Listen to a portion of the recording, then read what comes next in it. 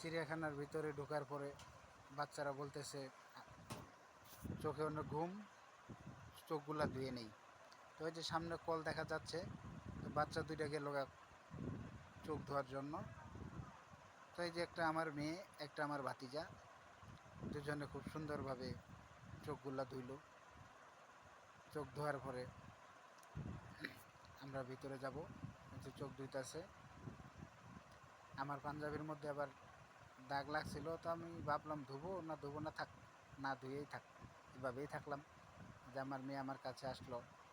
এরপরে আমরা গেলাম সর্বপ্রথম বান্দর দেখতে।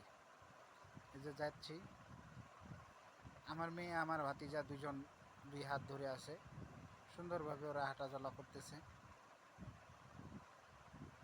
সামনে তো অনেক ভিড়, এই ঠেলা ফেলা করে ঢোকা লাগে। এই যে প্রথমে আমরা দেখতে গেলাম বান্দর।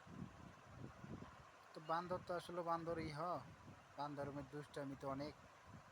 এই যে দুইটা বান্দর দেখতেছি, আসলে তেমন একটা পশু পাখি নেই, দুই একটা করে আছে। এর আগে যখন গেছিলাম তখন আসলে অনেক পশু আছিল, অনেক সুন্দর সুন্দর দেখার পাখি আছিল। এবার যেমন পাখিও নেই, পশুও